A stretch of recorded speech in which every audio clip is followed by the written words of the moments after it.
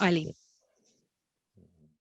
Well, welcome again, everyone. It's really good to see all the familiar faces. I too had something that came today that I thought was helpful. And it just simply said, if it doesn't challenge you, it won't change you. So I know that, the times that we've shared together, these weeks have been particularly challenging. And some of you've expressed that in ways that are possibly more uncomfortable than you would have thought. But if it doesn't challenge you, it won't change you. We're pleased today to welcome two speakers, particularly. And I have to say that I hope that we have all been enlightened through our Lent webinars on racism and racial justice. But when Bishop Paul invited me to take on the role as advisor on UK minority ethnic matters, I was enlightened when introduced to my colleague, Reverend Nicky, and she is one of our speakers today. She pointed out that the Gypsy and traveler communities represent our largest group of minority ethnic people in England. Now, I humbly confess that it had not occurred to me that they are among our minority ethnic people. So I've been enlightened straight away. So we're very pleased to welcome Father John Chadwick, or John, of the Margaret Clitherow Trust, and Reverend Nicky, who is also Associate Minister at St. John's Neville's Cross. And she's our diocesan advisor on Gypsy and traveler communities. I think I'm right to say, Nicky, you said that there is going to be quite a bit of data. So I know that among us, there are some who are pretty turned on by data. And so Nicky's going to start with that. But please hold your questions until after both Nicky and then John have completed, what they have to say to us. You can, of course, use the chat box if that's what you find helpful. And I shall try to ensure that we put your questions to our speakers at the end. One other thing before we start, Reverend Tim Ferguson of Communities Together Durham will just say a few words and tell us a little bit about something after our presentations and questions and so on to Nicky and John later on. So I'm going to hand off to Nicky. Nicky, over to you. Thank you very much, everyone, for being here and giving us this time. So thinking about this session, I don't know if you've been taking part in the small group Bible studies that Remy's organised along with this, but the one for this week, if you're following the pathway, poses a few questions. And one of the questions is, what is racial injustice like for people? And I thought that's quite a helpful question to respond to think about Gypsies, Roma and traveller people. And I thought I'd like to do that in two ways, as Eileen has said. The first thing I thought about it is, what does racial injustice look like? And to answer that, really, it's using some information that I've gleaned from reading documents and from talking to people. But the perhaps more important, and in fact, definitely more important part of the question answered is, what does racial injustice feel like? So after I've sort of set the scene and given you some background information, then Father John Chadwick will try to answer that part, which is, what does racial injustice feel like? Is that okay with everybody? Is everyone happy? Yeah, good. So I was recently talking with a specialist health visitor, and she told me that Gypsy, traveller and Roma people are the largest ethnic minority group in County Durham. And like Eileen said, that surprised me and that surprised Eileen. And most of the community in both County Durham and across the country, in fact, about 75%, live in houses, which also surprised me because that's not the stereotype that everybody thinks of. So 25% of people are not living in houses and might be called travellers, and 75% are living in houses but are members of the Gypsy, Traveller and Roma communities. And then she told me that across all national measures of health and well-being, this ethnic group has the lowest scores in the country, and that shocked me. So I thought, well, I'll just check, is this correct? So I started to do some reading from various reports and from talking to people like John. And one of the reports I came up with was the 2016 Equality and Human Rights Commission report. And that gave substantial evidence that what the health visitor was saying and had told me about the level of problems that are experienced by these communities was true. So what I want to do is just pick out from you and summarize for you some of the things that the document drew attention to, if that's okay, just under different headings, just to summarize the information.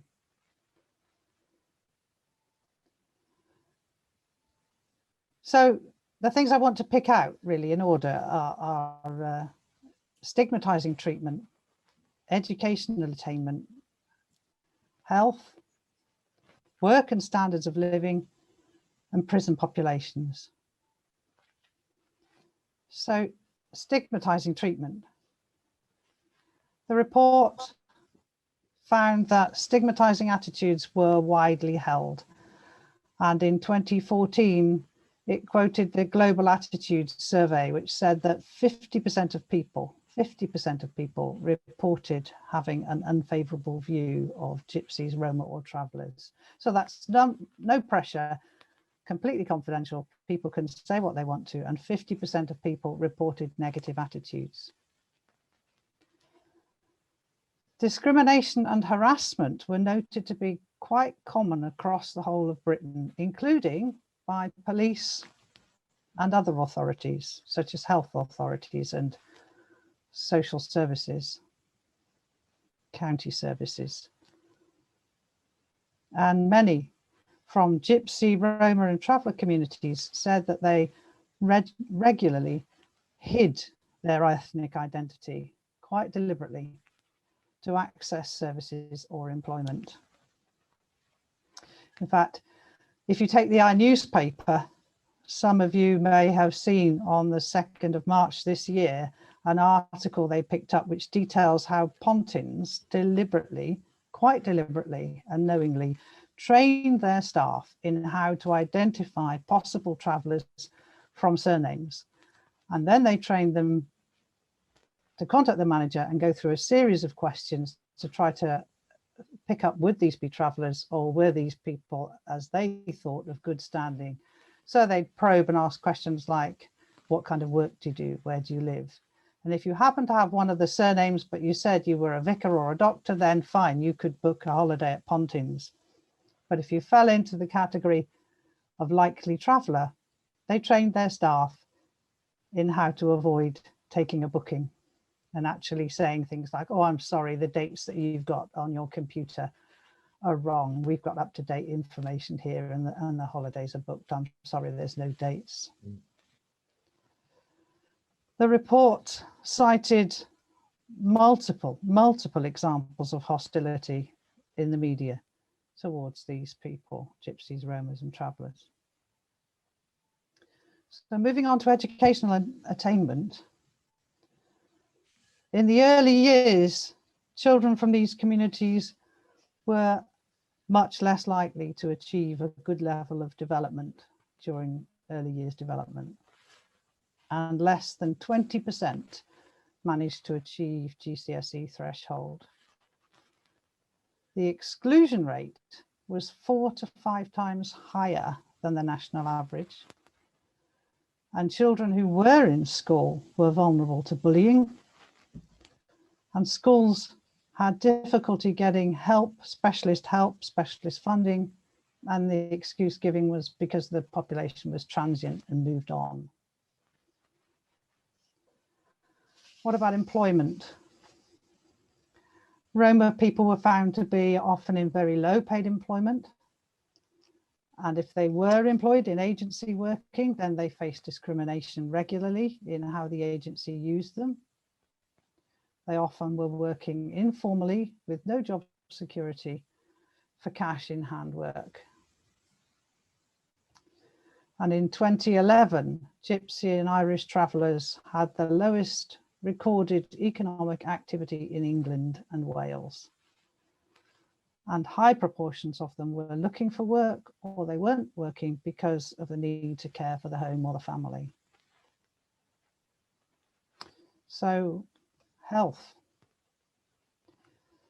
Compared to the general population, these communities have a life expectancy which is on average 10 to 12 years less than the average population, and that's the average white population. They had a high infant mortality. We might expect in the average population a child to die maybe 1 in 100 times, and that's a tragedy. In these communities, it's 1 in 5. They have a high maternal mortality, and coupled with both those things, they have difficulty accessing services. They have a high rate of mental health problems. And the health visitor that I spoke to explained to me how, particularly amongst young men, there's a strong, often macho culture, which they might find it hard to live up to. And faced with lots of what feels like failure around them, or loss or discrimination, a very high number of young men kill themselves. And then the community is carrying the grief of the loss of those young men, and perhaps the guilt that that feels like. They have a high incidence of chronic diseases such as respiratory, cardiac problems, and diabetes. And again, great difficulty accessing services. If we think about the prison population, they make up about 4% of the total prison population for this country, 4% of the total prison population. And yet, on the census in 2011, only 0.1% identified as being from GTR communities. So 0.1% compared with 4% of the prison population.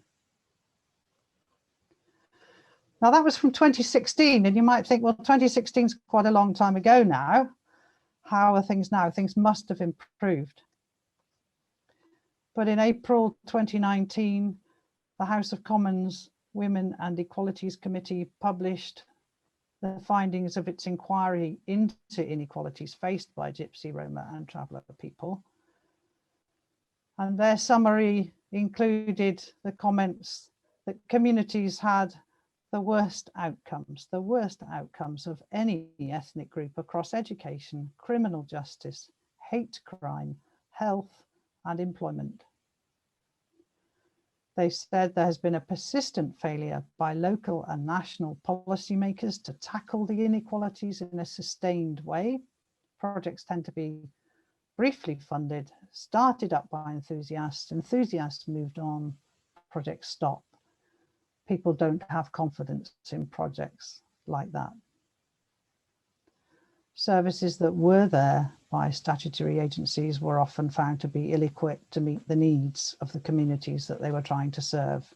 And again, leading to a loss of trust in such public services. They also found that among the community, there was a high level of domestic abuse and violence against women and young girls. And I think that's perhaps not surprising when we think of all the negative social factors that these communities are experiencing and trying to deal with, because there's a lot of research now about the understanding of what leads to domestic violence, isn't there?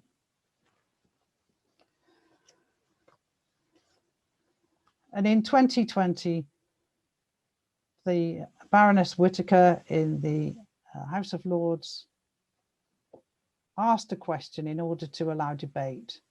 And what she wanted to know was what steps have been taken to implement the recommendations that were in the 2019 report. And several members of the House of Lords who took part in that debate referenced detailed information which confirmed the persistence of the inequalities faced by Gypsy, Traveller and Roma communities. Work has been done and some progress has been made, but nonetheless, it's small compared to the problems that these people are experiencing. So that really answers the question, what does social injustice look like from the point of view of data? And now I'd just like to pass over to John to take us forward for what I think is the most important part of the talk. Thank you, Nicky, very much. Good evening to you all. Good evening. Lovely to see you. How's Lent going? I'm desperate to see the end of it. I don't know about you. But this is a great opportunity, and I'm very grateful to be invited to share this time with you, reflecting in this Lenten period of the Church's year, where we think about having a change of heart. That's what repentance is, isn't it, really? And certainly in my work with Margaret Clitherow Trust, I'll be saying MCT from now on, if that's all right, just to keep it short.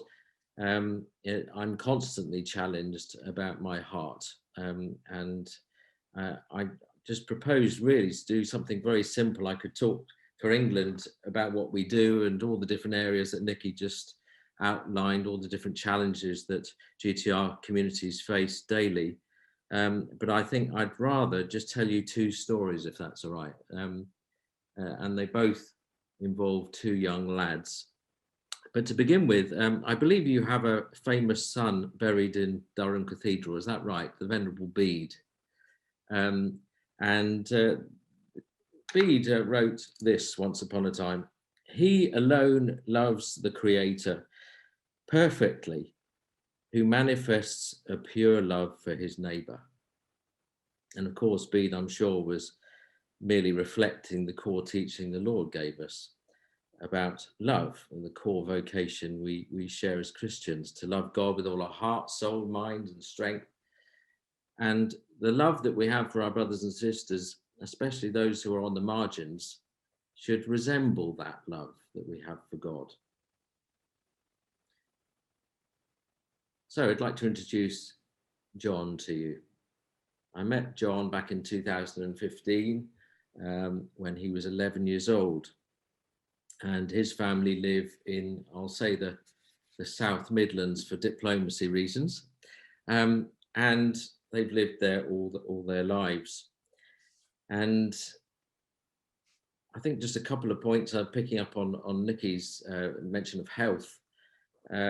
In common with most traveller families, particularly those who are not living in houses, which is, Nicky said, at 25%, they really struggle to register with a GP practice. Always a big problem. And the excuse that's often used is, oh, well, you're not in permanent accommodation, you're not a permanent address, so we can't register you. Well, we all know that's not the case, because you can register temporarily, can't you, when you're staying with friends or whatever. So, but often travellers really struggle to get registered, which is at least half the battle with accessing health services. And this was the case with John and his family. But eventually they got registered, even though Mum used to tell me that it was a horrendous experience running the gauntlet of the receptionist to begin with, and then having to go into the waiting room where everybody stares at you and you're just not wanted. So John had a headache. His mum took him to the GP and was sent away fairly quickly with paracetamol. And this went on for a little while. And then John started, the headaches got worse, and and became blinding headaches. So she took him back to GP, paracetamol again. And then he started to collapse in the yard, which is where it's basically the plot of land, if you like, where they live. They were legal residents of their own land. They had permission to live there. It was a big site, if you like. And he just kept falling down. So she decided to take him to the local A&E. And again, some real problems in being seen in the first place. And when eventually John was seen, he was sent away with paracetamol again. John was collapsing on average 3 times a day at this stage. And Mum had the presence of mind to take him to another hospital out of area. And on arrival, he was given a proper examination, and they found that he had a lump starting to grow outside of the back of his neck there. And he was airlifted to a rather famous hospital in London and was admitted. Immediately, he was put on the list for surgery, as they found that he had the most enormous brain tumour in his head, in his little head. And that's where I was called in, because the family had wanted John, because they had a 50-50 chance of pulling through the operation, to receive the sacraments, but just in case he didn't pull through. And I met John, and I realised where he'd come from in terms of the area and the parish and what have you. And Mum was telling me that there are about 5,000 travellers live in this area, so quite high density population. But the local Roman Catholic priest had decided that he didn't want any travellers coming to Mass at all, and in fact called the police when they turn up for church. And many have been arrested for turning up to Mass for trespass. Anyway, no sacraments for travellers have been celebrated for years in this parish. The priest remains in post to this day. As you may know, in the Roman Catholic tradition, First Communion at around 7-8 years old. John was 11, he hadn't received his First Communion. He had been baptised, but that was all. So anyway, we called the chaplain to this hospital. The chaplain never turned up. And even though he was a paid chaplain for this hospital. So rather than wait any longer before he went into surgery, I confirmed him, as we are allowed to do that in an emergency in our tradition.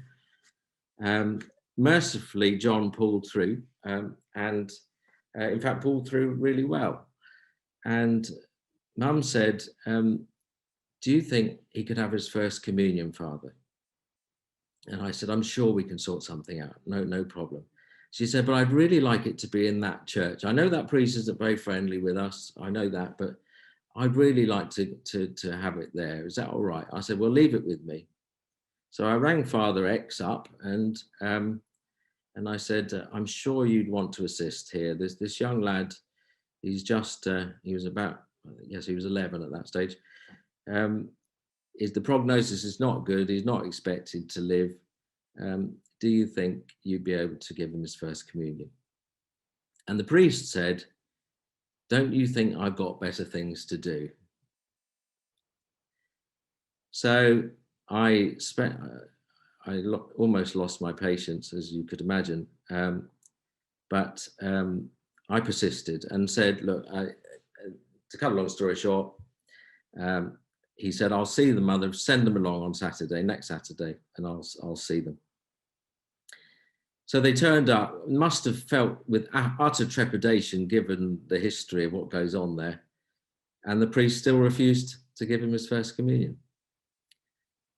So it happened at a later date, but there was just no joy there at all from this priest. Subsequently to that, it was just a short spell at home. John was readmitted to a big hospital, another hospital in London this time, for 6 months residential chemotherapy and radiotherapy. I visited in the first week to see you settled in, and I went to see the chaplain. Again, full-time, professional, paid chaplain. And I just said, he's on the 11th floor with his family. Now, the tradition with traveller families, as you probably know, very, very strong family ties. They live for family. So the idea of ever leaving John's side just doesn't happen. So basically, throughout that 6 months, either mum or dad or elder brother or elder sister would have been there 24/7. They never left his side once. And you know, throughout that 6 months, despite repeated requests, lovely priest, lovely man, didn't visit once, not in 6 months. John battled for 6 months with the chemo and radio, but it was failing. It was obviously failing. And he wanted to come home to die, basically. And so it got to the last stages of his life. And I think we could show the slide if that's all right. Is it Colette? He's doing that. And so you can just see a picture of John, and there was me at his bedside. Can we see that? We certainly can, John. Just give me 1 second. Thanks, Corinne. Just right here. We do have permission to use this, and we have created a PDF if people would like to use this as part of their own discussion. Yeah. So there's John, and there's yours truly. And yeah, that was sort of about 4 weeks before he died. So he was an amazingly brave young man. Now, okay, you can lift the slide now, thank you. As he was rapidly deteriorating, I thought, I happen to know the Bishop of Northampton. That gives you a clue where it is, roughly, his patch. But I knew him because he used to be a Portsmouth priest. I'm a Portsmouth Diocese priest when I'm not at MCT. And I knew Peter quite well. And I rang him, not to shock the priest, although I wanted to do that, but just to let him know what was going on. And I remember meeting Bishop Peter in McDonald's outside the town. And to lead him, he followed me into the yard to visit John. And when I told him what had gone on, he cried. He cried his eyes out. And when I told the family and John that the bishop was coming the day before, because they've had no baptisms, first communions, confirmations for years, they said, oh, do you think while he's here he could do a few baptisms and confirmations and what have you? So I said, well, I'll ask the bishop, but I can't, you know, I can't guarantee anything at this stage. And so I told Peter that this is what they'd asked for, and Peter said, do you think they're chancing their arm, John? He said. And I said, I don't think so, Father, because look at the history. And he said, well, we'll see how it goes. So we turned up into the yard, and by then it must have been about 150 people there. And they built a throne for him to sit in, like out of bricks and everything. It was the most amazing. He didn't know what had hit him, God bless him. And there was this big spread of food on a table, and in the middle was this big cake with the word baptism written on it. So Peter said, he shouted across to me and said, I think I'll do it. Don't you worry, John. We'll get it done. And there's a picture of. Can you see that?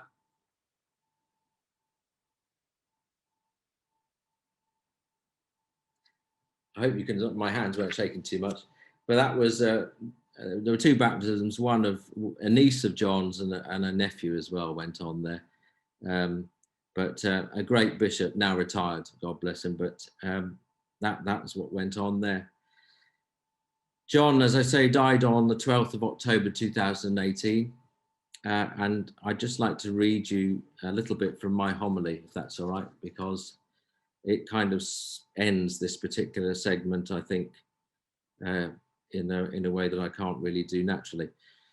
I said, I have no doubt in life and in death, John was sent to us as a teacher. When I sat next to him on the step outside the chalet many weeks ago, when he asked, why is everyone so sad? I'm the one with cancer. He actually said that. About 8 weeks ago, I asked John whether he liked everyone turning up, as we have seen throughout the past weeks. Now, there were literally hundreds of people turning up to be near John. He had an incredible magnetism. And for a young lad of 14, by this stage, he had incredible prophetic ministry, as I'd call it. The way he spoke with an adult maturity, which was quite extraordinary. And on one occasion, as I say, we were sitting on the steps, and with his piercing eyes, he turned to me, hands outstretched like that, much as you would imagine the Lord to do, and said, Father, there is nothing more important in life than this. Pointing to all these 100 or so people who were there to see him. Even though he was exhausted, he said there was nothing more important than this.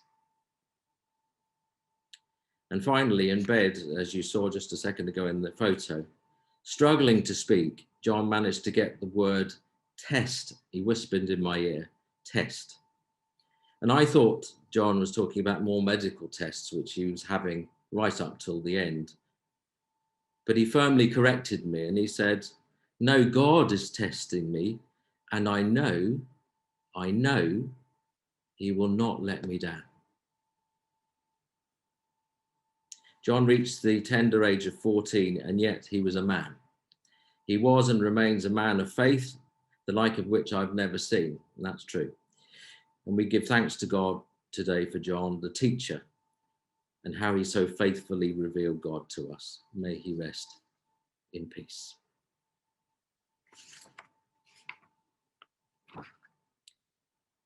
So that was John, brothers and sisters. I'm going to introduce you to Paddy now, who's 15. And this is very close to home for me because Paddy and his family lives on the edge of the New Forest, which I'm supposedly dean of, but he's on the edge of my patch. And I didn't even know they were there. They're evangelical Christians and belong to the Traveller Church. Effectively, that's what it is. It's run by Traveller elders called the Life and Light Mission. Now they live in a few yards, which is another word for a site, which it means privately owned as opposed to rented from the council. And you'd never know they lived there. It's in a forested part of a small hill on the edge of the town of Christchurch. And you just never believe anybody lived in there. It's very, very damp, but they own the land there and they have permission to live on it. There's all above board. A family are made up of 5 children, and Paddy and his sister, who's just a year younger than him, both suffer from a chronic epileptic condition, and the prognosis was not good for either of them. And it was clear that they were both beginning to deteriorate, and so the need for other family members to come on to live effectively with that particular Paddy's family was never greater because they look after all their sick and infirm. There's no farming people out in any way. They just keep people within the family. And so an application was made to the local authority to expand the site that they lived on. I suppose in terms of square footage, the average size of a semi-detached house with a garden, that kind of size. And temporary license was granted. And so work started with hardcore and putting amenities in so that Paddy's aunts, a couple of aunts and uncles could move in with their families so that they could share in the care of these 2 youngsters. The temporary permission was approaching to a time when it would expire, so they had to make an application for permanent residence there. And part of that process involves what's called a welfare questionnaire. So when a planning application goes in of this nature, lots of questions are asked about who's going to live there, what their needs are. And the medical side of things is crucial because it obviously, wider society values, it obviously looks after people. We recognise the needs of those who are ill or suffering, especially children. So there's a big whole chapter here. I'll just read out a couple of questions from the questionnaire for you to give an idea. Are there any persons occupying the land who are attending a local hospital or receiving medical attention locally, or have healthcare needs that require them to live on the land? And if so, confirm the details of the condition under treatment and the surgery or hospital where it's going on. Are there any other medical issues not mentioned above? Can you give us the name and address of your doctor or the hospital? And does the council have permission to contact your doctor and the hospital to verify what you have given in terms of the information? Now, because Paddy's family aren't particularly good with literacy, an officer from the local authority came out to take this questionnaire. Unfortunately, that chapter, although all those questions, was answered no issues, none at all. For Paddy's family had no idea that was what had gone into the council, and their application was refused to live there for the expanded bit, the temporary bit, to turn into a permanent residence was refused. And furthermore, they were instructed to, with an enforcement notice, to return the land back to its original state. That involved quite a bit of expense. They had very little money. So in order to pay the bill, Paddy's dad had to sell that land to a neighbour. Unfortunately, a neighbour, a non-traveller, was on hand to buy the land, and the transaction went ahead. The neighbour then put an application into the council for almost an identical reason: mobile homes, caravans and the like, and it was granted straight away. Paddy died from an epileptic fit, and when was it? It was last year. And although the family belonged to the Life and Light mission, they wanted the funeral to take place in a local church. All the churches they approached around their area refused to have the funeral there. Similarly, with funeral directors, they were going through a list of local funeral directors. No one would bury Paddy. Eventually, they found one funeral director who would take it on, and who contacted me and asked if I would be happy for the church here at St. Joseph's to be used. And of course, I was delighted to be able to assist. Let's give you a little bit of a...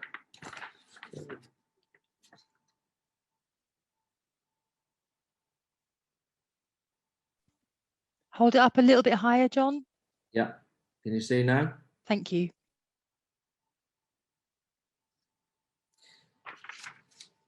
The day before the funeral, officers from the local authority and police officers visited every single restaurant, cafe, anywhere that had hotels, bed and breakfasts, instructing them to close for that day, the day of the funeral and the day after. And that was to prevent family members or to deter family members from attending the funeral. And certainly if they did, they wouldn't stay very long because there was no possibility of hospitality to be offered if they did. I was not flavour of the month here, brothers and sisters, because all the local businesses started ringing me up and wanting to see me out of town because I'd lost them 3 days' income. But the funeral happened in church, and we had about 300 people there. It's obviously pre-COVID, of course.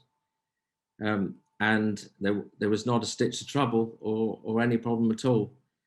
And in fact, there were two hotels that defied the instruction from local authority, who ended up being quite busy with members of the family, and they actually thanked me for the business. They'd never had business like that for a long time. But what can you say? I've just given you two individual children as an example of what I mean. You've heard about medical discrimination. You've heard about discrimination from the church, mainly the Roman Catholic Church, has to be said. Discrimination from local authorities, all the way through. The lives of those two children, from beginning to end, they experienced a discrimination they've absolutely got used to. And I just think, brothers and sisters, that there is a systemic problem when it comes to members of the Gypsy, Traveller, Roma communities that just doesn't exist anywhere else. And that is reflected in the statistics that Nicky read at the beginning. But I think as Christians, we surely must be different, mainly because of the teaching, the basic teaching of our Lord. It comes down to basic Christianity. I think this Lent, like every Lent, we're asked by the Lord to really identify, what side are you on, John? He says to me. Will you stand for my son present in your brother and sister, especially if they are considered to be the least? And will you stand by my brother and sister? The Venerable Bede once again. The ultimate mystery of being, the ultimate truth, is love. This is the essential structure of reality. And when Dante spoke of the love which moves the sun and the other stars, he was not using a metaphor. He was describing the nature of reality. There is in being an infinite desire to give itself in love.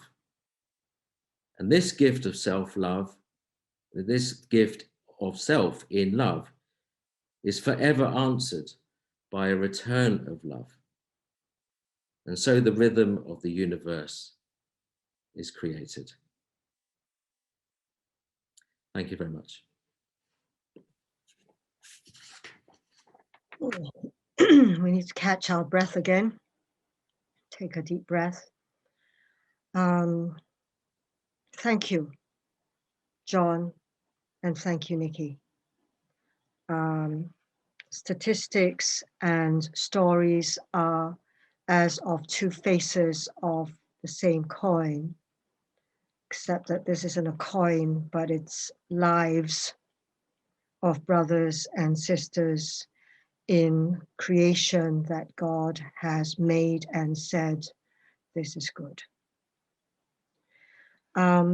We have had a few questions in the chat, but before we go into those questions, I'd just like to make a couple of comments.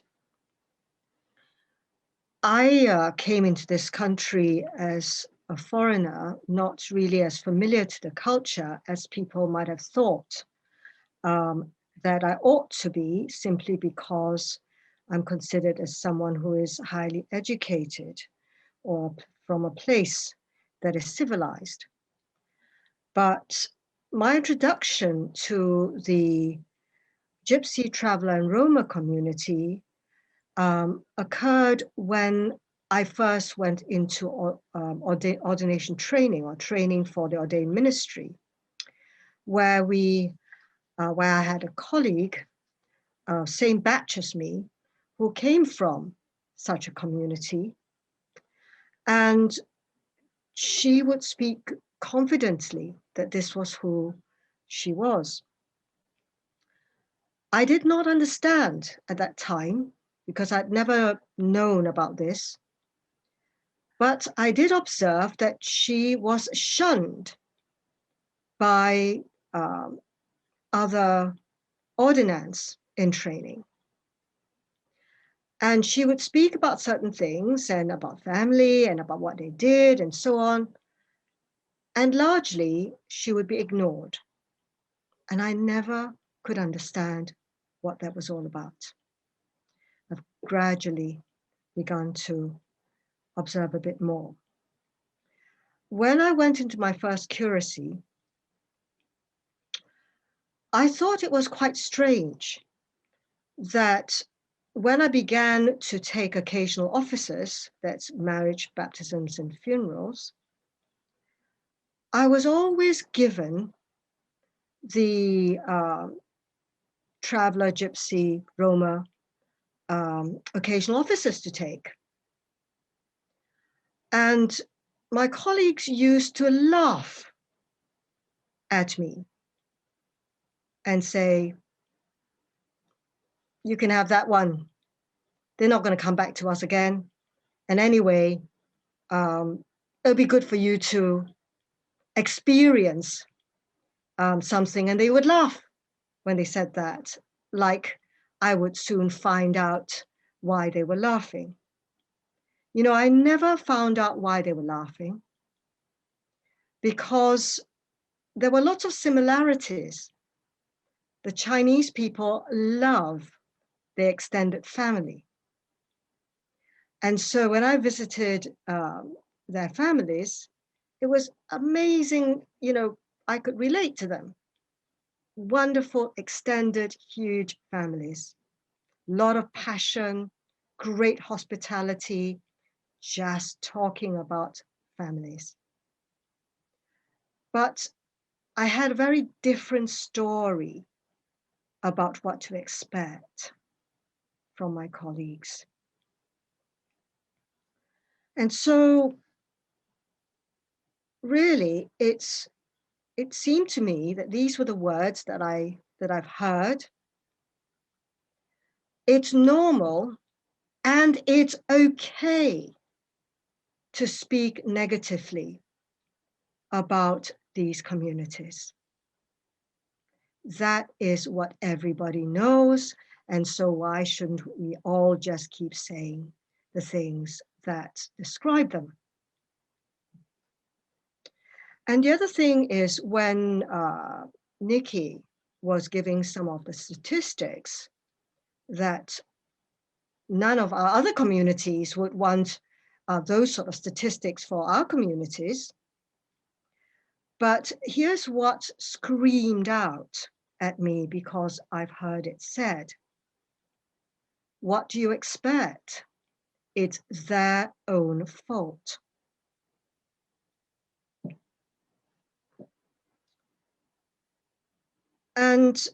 And so I go back to the two questions that Nicky asked at the start, and then that John asked at the start of his presentation. What does injustice look like? What does injustice feel like? And what does resembling the love of God look like? I'll add one. Are the Gypsy, Traveller, and Roma communities, individuals, people, children, adults, mums and dads, uncles and aunts, are they excluded from the love of God through us? Because they're transient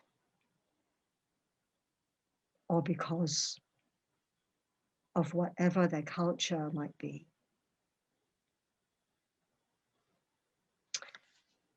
The first question that was put in our chat relates to this transient aspect, and Andrew C, I don't know what the C stands for, Andrew C, you mentioned that in education, the teachers found it really difficult to, to do what was best because of the transient nature of many of the children in these communities. Andrew, did you want to ask it yourself so that we understand what the question actually was? Well, it's, I guess, we're going away from it's their fault. But actually, if we are sharing statistics about educational attainment, it's not really very surprising, because a lot of the children are put at a great disadvantage in their learning, because they are sort of frequently moved from school to school, from area to area, so they don't get any continuity of education. And so the question is, we don't want to blame the families, but we just accept this as a fact. And actually, I know teachers are very frustrated sometimes. They have good, bright children. They have them sometimes only for a few weeks. They're starting to development, and then they suddenly disappear. This is the reality of teaching traveller children, and I just wonder if there is any way through this. Thank you, Andrew. I would just wonder whether anybody else would like to speak into Andrew's sort of question and we've heard that it's actually not true that the whole of the Gypsy, Roma and traveller communities are transient people. It is a proportion of them. Yeah, 25%. Sorry, 25% are transient, 75% live in houses, and they all experience the same problems with education. Yeah, but the experience of the schools and the teachers is, I don't have statistics, but I do have quite a lot of anecdotal evidence that even those that live in houses will very often, they don't usually own the houses, they're usually rented houses or council houses, and they will just decide, we are going to leave now and move somewhere else. Yeah, I think it's I've been reading through this, which is quite interesting. It's the Hansard report of the Gypsy Roma Traveller Inequalities Question for Short Debate that was from February in 2020. And there's lots of strategies that they're going to try to do that they refer to, because the government was very challenged by the, John will know more about this than I will, the 2019 report from the government's own women and I forgot what the group's called now. But there were a series of recommendations. Can you remember the name of the 2019? No, I can't, Nicky, but I can just talk a little bit from experience. And I know teachers are totally stressed out with having to deliver all kinds of targets these days, and there is a belief, and I think it's certainly in part provoked by transient children and families moving transient from one place to the next. But as Nicky says, in fact, I would question that statistic. I think we've got a statistic which is more current, which is that 15% of travellers are effectively transient, go from site to site. It's actually becoming less and less of a percentage because of the reasons I've just said. It's very difficult to find anywhere to live lawfully these days. It's becoming harder and harder for travellers and gypsies to actually find anywhere to live. I mean, it's becoming a real problem. But back to the education point, I think there's a number of problems. There's an issue about integration. There's an issue about how just as us adults, we struggle to relate to the traveller community, so children struggle to relate to traveller children. And you've got a whole issue in the classroom very often. If a community like GTR communities are on the back foot, they're on the defensive all the time because there is no one on their side. that is inevitably projected into the classroom situation. And so there are problems. I'm not going behind that. I think there are challenges there.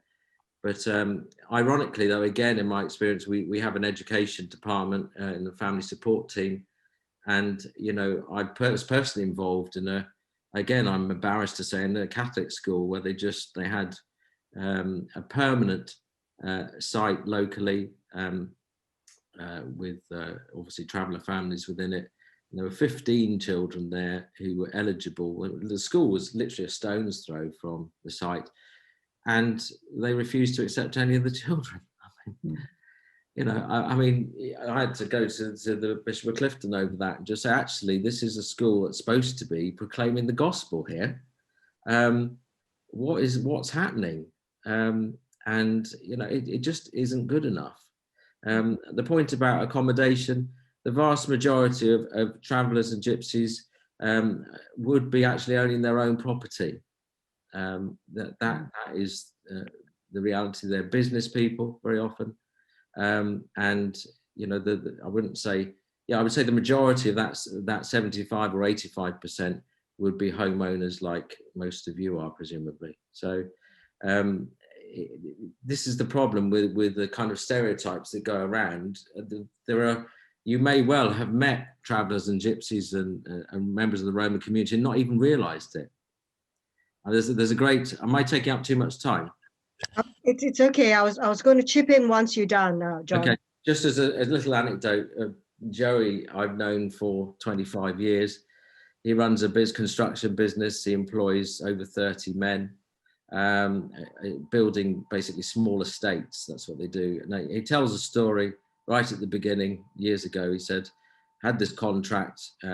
Basically, the estate was half built, and the developer approached him and said, I really need you to rescue this job, please, because a bunch of jippos have just completely wrecked it.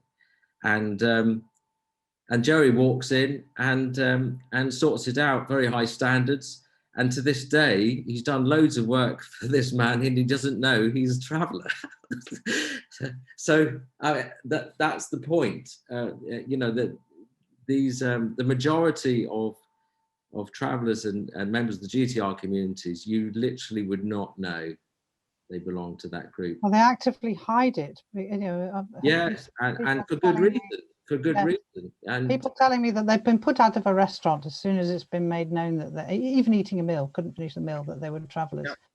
Yeah. And even tricks like, because they get used to it and they can't book weddings and things, can't book the reception. If you ever watch that great big fat gypsy wedding, which that's questionable for various reasons, but in that one of the things you might remember is that they had enormous difficulty planning the receptions because it was all had to be kept secret, because if people found out they were gypsies, they cancel on them.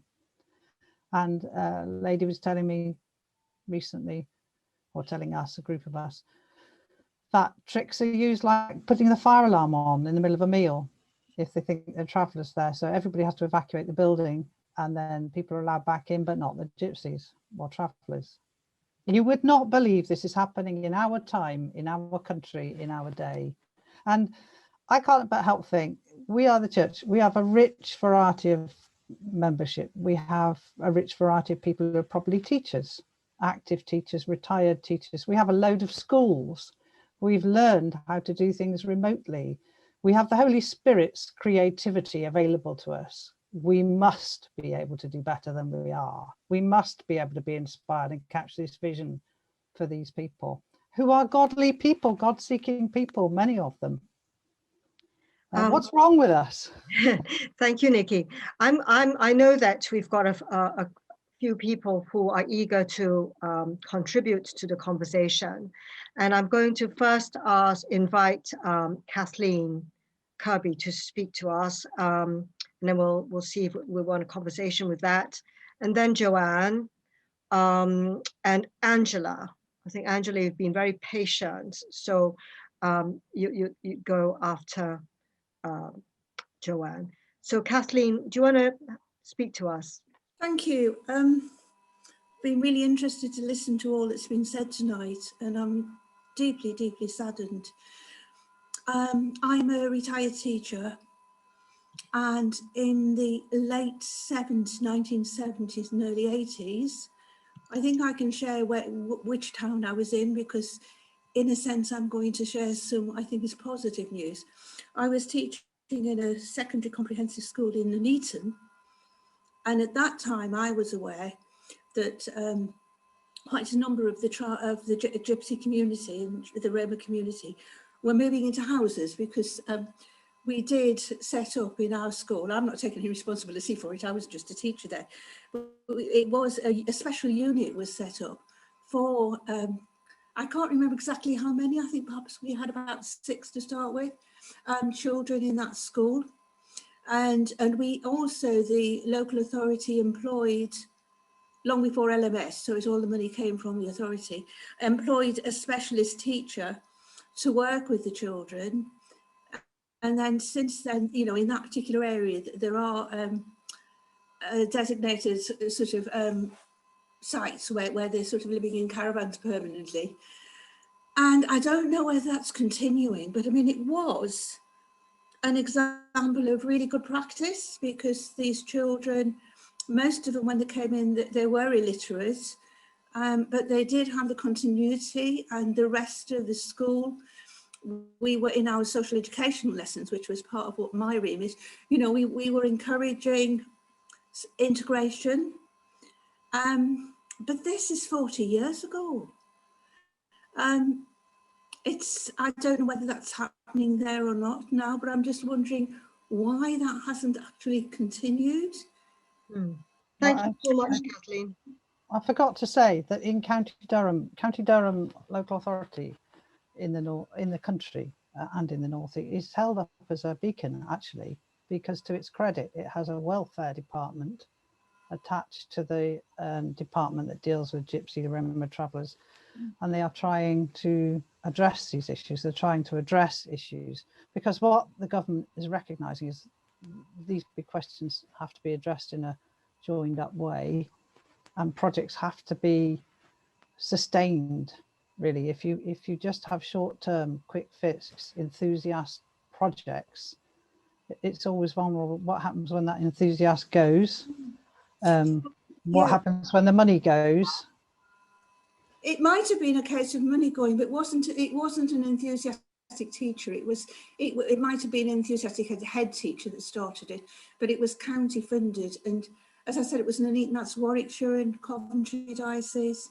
And I am aware, I was actually worshipping at the time in an AOG Pentecostal church, and we had a lot of people from the local site that I was referring to, not the people living in the houses on the other side of the neighbouring town, did actually come into our church, and in the local Anglican church that I actually joined later, but that time, you know, there have been, so the stories that you're sharing about funerals are really saddening, but I have personal experience of a much better That's great situation. But it was 40 years ago, and one hopes that things will continue and get better, not regress. But I just wanted to share that. Thank you. Thanks ever so much, Kathleen, because it does show that there is good practice that can be followed up. You know, my comment there is, you know, if we could bring, is it Apollo 19 or whatever that Apollo mission was, if we can find a solution to get people back from the moon or back from wherever they were, you know, surely that the issues relating to transients or anything like that can be addressed. But the question is there the will? I'm going to ask Joanne to come in now, and then Angela. I've said a bit on the chat as well. Basically, I think you know, it's one of the issues with schools, isn't it, that because the assumption is made that most Gypsy traveller Roma are transient, even though that's not true. There's an attitude in sometimes how they're I think there is some evidence. I've read some evidence that attendance is always very low. but a lot of that is aimed to where we've got low attendance with any children. Quite often it's because of circumstances around bullying, not fitting in, being stigmatized and all that sort of stuff.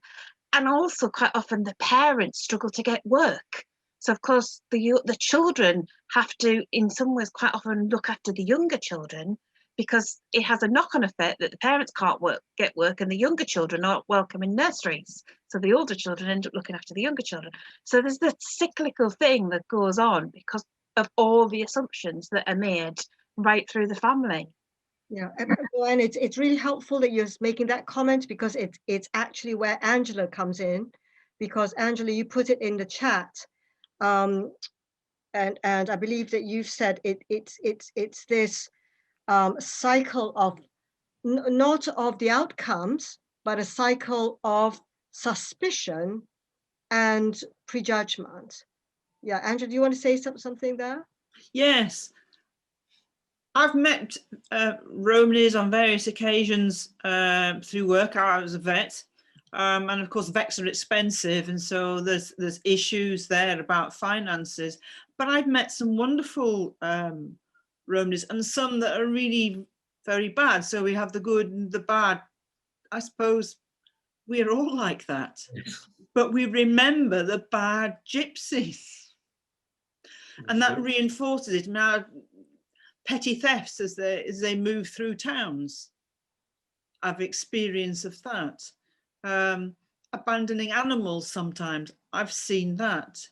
And we always remember where we've seen a few caravans for a couple of days and then they're gone, and there's this awful amount of trash.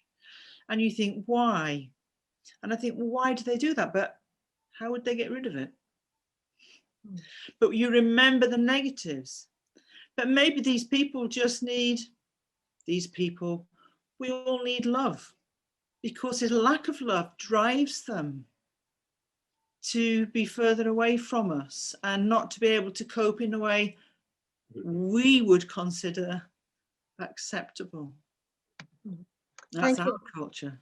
Thank you, Angela. And I think, you know, you were very honest in you said, you know, what's the matter with those people or whatever, you know, and there is a different culture aspect going on, but the negative, whether it's 15%, like Nicky was saying, or 20 or 25%, as you previously said, it's that has defined all, despite the all being very different. Andrew, you did want to come back in. No, just about something else. Between 10 and 15 years ago, I was employed in a public sector organization that had to do with sub-regional issues, including sub-regional spatial planning issues. And one of the projects that a close colleague of mine was responsible for was a provision for traveller and Roma communities in the Tees Valley. That was eye-opening to me, because apart from this lady, my colleague, my friend, and myself, I realized that every other manager in the place didn't want to have anything to do with it. They didn't want to make any provision. They were actually distinctly hostile towards them. And it left me at the time sort of thinking, well, why? What's going on here? Thank you. Oh, goodness gracious. It's, you know, time's marching so fast, and we've got so many more questions to ask. You know, one of the, there was a question in there, and it says, did John, and this is for Father John here, did John get his first communion? Wasn't sure if he did. Yes, he went to a neighbouring town where a priest managed to give him his first communion there. Yes, in the church. I mean, I was very happy to give it to him at home or anywhere, frankly. But Mum was she said no, that the Lord deserves respect, and you know, I mean, it's just extraordinary. Somebody mentioned faith. I mean, certainly the many families I've known and worked with and served for the last 25 plus years have immense faith, And you know, they justify, they actually defend us when we discriminate against them. They say, oh, maybe you just had a bad day or got out of the bed the wrong side, and you know, even clergy who behave like that, they find an excuse to defend them. I mean, they have immense ability to forgive, which is also a lesson for the rest of us. Yeah. Thank you, John. Andrew, you put in something. I'll give you the last word, and then I'm going to ask actually, we've got one other brief speaker, Reverend Tim Ferguson, who wants to invite us to something. So, Andrew, what did you mean by you've got answer to that one? Which question was that? Just the last question in the chat that said, where are the dustbin services for traveller sites, which I know something about. If a traveller has their own home, there's no problem, because they receive the local authority service just like everybody else. And as far as I'm aware, there's no distinction there. That's one of the reasons why local authorities are sometimes quite reluctant to provide traveller sites, because there aren't any political points to be scored there. I suspect people believe travellers don't vote, so therefore they don't count democratically. And as far as I'm aware, it's probably still the case that the government doesn't make any money available to local authorities, or if it does, it doesn't make very much to provide those sites.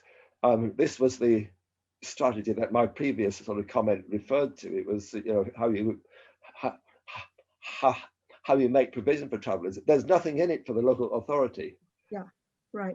So, I'm conscious that we need to hand it across to, so it sounds like more institutional racism from local authorities. There seems to be quite an overt stereotyping and racism, you know, towards these communities. I know that, Nicky, you are holding up some facts again, but I'm going to hand it over to Tim now. Tim, would you like to speak on, you know, what you would like to invite our whole community here and how it relates to today? Tim, are you there? Hi, yes, I'm still here. Thank you, Tim. Can you hear me? Yes. Oh, that's lovely. Hello, everybody. I'm very excited because Communities Together Durham, who are the team who help us all think about how we engage with poverty, are going to be looking at a book called Being Interrupted. I don't know if that's backwards in your screen, but this book has been written by Al Barrett and Ruth Harley.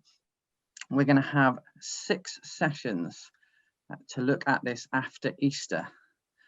It's going to begin on, they're going to be on Tuesday nights, and the first one is going to be the Tuesday, the 13th of April. We'll have 6 sessions going through April and May, with the final session is going to be May the 18th. Being Interrupted, and the reason why I'm here kind of giving it a plug, is because Being Interrupted is looking at mission. How do we do mission as a church when we are thinking about 3 particular lenses that we're looking through? Is the racism that we have been speaking about, thinking about gender, and thinking about class, because all of those 3 areas interlink. So how do we do mission in the context that we've been hearing, when there are issues of inequality in these 3 areas? They're not the only areas of inequality, and the authors are at pains to mention this. But if you want to think about actually how do we do mission, when we know that there are, we've as a church, we've not got this right, then come along. Now, you'll have to get hold of this book. the plus side is it's really great and it's thoughtful, and there are excellent questions in it. It does cost £20. Now, the Resources Centre, though, have kindly said that they'll fund people to get to, they'll fund some. So if all of us on this call wanted to get one, we could probably manage that. And certainly Communities Together Durham will also chip in. So if that is interesting to you, the Resources Centre are going to be setting up the booking system. So I don't know if Corenzo wants to explain how that's going to work or not. Just quickly to let you know that if you're interested, the publicity will go out. We'll give you a link. You'll be able to sign up to any one of the several sessions. You can opt in and out as you choose. And if you'd like a copy of the book purchased for your own use, which you can either buy or return to us for loan at the end of the course, we're committing our budget to that. We think this area is extremely important. This book is intersectional and we think it's really important. So there you go. Grand. Thanks very much, Tim. Is that, well, I suppose Corenzo will send out more information, and then, you know, everyone who's on here and was also following the recorded sessions would be able to, you know, follow through on that. Yeah. It's 27 minutes past, would you believe? And so, you know, massive thank you to our speakers, you know, Nicky, my dear colleague, and Father John. You know, I'm so thankful, you know, that you've shared some of the things to highlight that so much that we need to pray about and ask the Lord, you know, where's our will on this.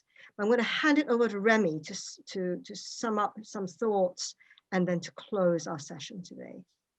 Right, thank you. And I'll try to stick to the 2 minutes. There might be 30 seconds injury time. But thank you very much to Father John, Nicky, and Tim. And just to add to that, Nicky's going to be doing some ongoing work, you know, around this. So this is not the end, you know, of it. She has a huge interest and will be developing and helping the diocese in its thinking around the Gypsy, Traveller and Roma population. So there's more to come. The second thing I would like to say, a number have asked about Christine Menez's talk, which technology didn't allow us to carry on. She is very busy. Her diary isn't friendly at all. But there will be a time and I will be arranging something. So I'm still talking to her. So please be aware, something on unconscious bias will be coming. Okay, so that's on that one. Next week, we will be having the Archbishop's advisor on ethnic minority affairs, who will be helping us to draw things together. And that's Dr. Sanji Pereira. And she'll be helping us in our thinking as a diocese. Where do we go from here? Some practical things and a number of other things that she'll share. We will also have the bishop with us himself, and he'll also be trying to draw together what we've been going through, what we've been speaking about, and he will also share some of his own thoughts. I know we had said I will also offer some reflections, but it's not something I would like to rush into.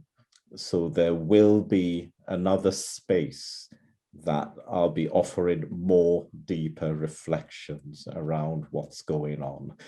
But before we say our closing prayer, I would like to read something from Matthew's Gospel. Then the righteous will answer him, Lord, when did we see you hungry and feed you, or thirsty and give you something to drink? When did we see you a stranger and invite you in, or needing clothes to clothe you? When did we see you sick or in prison and go to visit you? The king will reply, I tell you the truth. Whatever you did for one of the least of these brothers of mine, you did it for me. And I would like you to just hold that in the context of what we've just heard and what the speakers have said. And I will now conclude with that prayer, the prayer for peace and justice. Grant us, Lord, a vision of your world as you would have it, a world where peace is built with justice and where justice is guided by love. May we know your compassion for all who suffer and your courage in challenging complacency. We ask this through Christ our Lord. Amen. Let's make that prayer come alive in our own lives. Thank you. And as usual, we'll be in touch, and have a good evening. Thank you very much. Take care.